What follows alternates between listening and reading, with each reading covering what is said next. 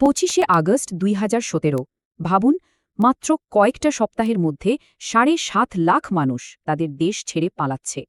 তাদের পেছনে জ্বলছে আগুন, আর সামনে সামনে শুধুই অজানা।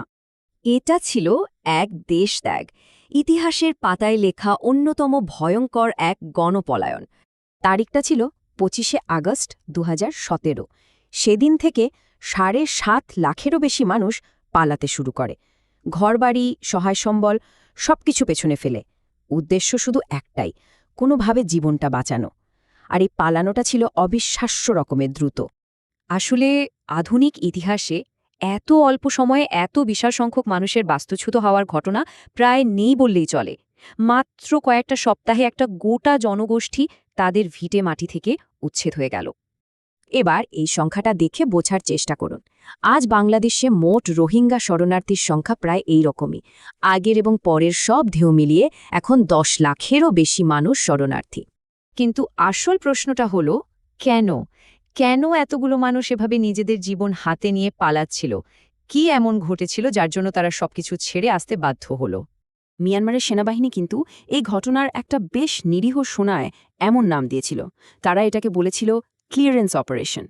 সেনাবাহিনীর ভাষ্যমতে আরাকান রোহিঙ্গা স্যালভেশন আর্মি মানে আরসা নাকি কিছু পুলিশ পোস্টে হামলা করেছিল, আর সেটার জবাব দিতেই নাকি এই অভিযান। কিন্তু এটা ছিল স্রেফ একটা অজুহাত। তো একদিকে ছিল সেনাবাহিনীর বানানো গল্প, আর অন্যদিকে ছিল ভয়ঙ্কর বাস্তবতা। জাতিসংঘ এটাকে কি বলেছে জানেন? তারা বলেছে এটা ছিল এথনিক ক্লেনজিং বা জাতিগত নিধনের এক পাঠ্যপুস্তকীয় উদাহরণ। তাদের আসল উদ্দেশ্যটাই ছিল গণহত্যা। ফলাফল 350-রও বেশি গ্রাম একেবারে পুড়িয়ে ছাই করে দেওয়া হয়। গ্রামের পর গ্রাম লিটারেলি মুছে ফেলা হয়। কি ঘটেছিল সেই গ্রামগুলোতে? চলেছিল এক ভয়াবহ নৃশংসতা। হাজার হাজার মানুষকে নির্বিচারে গুলি করে মারা হয়। নারীদের ওপর চালানো হয় পাশবিক নির্যাতন। এমনকি ছোট্ট শিশুদেরও জীবন্ত পুড়িয়ে মারার মতো ঘটনা ঘটে। স্যাটেলাইট থেকে তোলা ছবিগুলোতে দেখা যায় ম্যাপ থেকে যেন আস্ত একটা অঞ্চলই মুছে গেছে। জাতিসংঘের ফ্যাক্ট ফাইন্ডিং মেশিন কি বলছে?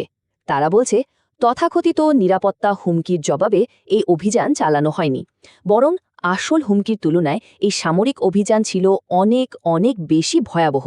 এটা ছিল একটা পরিকল্পিত আক্রমণ। তো যখন এই ভয়ঙ্কর ঘটনাগুলো ঘটছিল, তখন বাকি বিশ্ব কি করছিল? তারা শুধু তাকিয়ে তাকিয়ে দেখছিল। এটা ছিল এক চরম নৈতিক ব্যর্থতার অধ্যায়। এই সময়ে আলোচনায় আসেন অং সান সুচি। ভাবুন একবার, যিনি গণতন্ত্রের জন্য লড়ে 1991 সালে নোবেল শান্তি পুরস্কার পেয়েছিলেন, সেই তিনি 2017 সালের এই গণহত্যার সময় আশ্চর্য রকমভাবে নীরব ছিলেন। আর ভাগ্যের কি পরিহাস দেখুন, আজ তিনি সেই একই সেনাবাহিনীর হাতে 27 বছরের জন্য বন্দী। তার এই নীরবতা দেখে সারা বিশ্ব নিন্দার ঝড় তোলে। মানবাধিকারের একজন প্রতীক হিসেবে তার এই ভূমিকা ছিল এক কথায় চরম হতাশাজনক।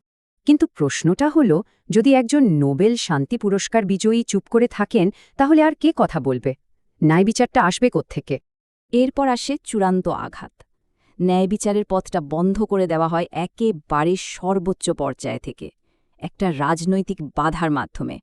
ঘটনাটা হল, জাতিসংঘ নিরাপত্তা পরিষদে মিয়ানমারের সেনাবাহিনীর বিরুদ্ধে ব্যবস্থা নেওয়ার জন্য একটা প্রস্তাব আনা হয়েছিল, কিন্তু চীন আর রাশিয়া তাদের ভেটো ক্ষমতা ব্যবহার করে সেটা আটকে দেয়। এই রাজনৈতিক ঢালটার মানে কি দাঁড়ালো? এর মানে হল, কোনোরকম কার্যকরী আন্তর্জাতিক পদক্ষেপ নেওয়াই আর সম্ভব হল না। যারা এই অপরাধগুলো করেছে তারা একরকম দায় মুক্তি পেয়ে গেল। মানে বিশ্ব প্রথমে শুধু দেখছিল, আর তারপর বিশ্বকেই থামিয়ে দেওয়া হলো কোনো ব্যবস্থা নেওয়া থেকে। পরের পর্বে দেখবেন কক্সবাজার, পৃথিবীর বৃহত্তম শরণার্থী শিবির। লিঙ্ক ডেসক্রিপশনে দেওয়া আছে।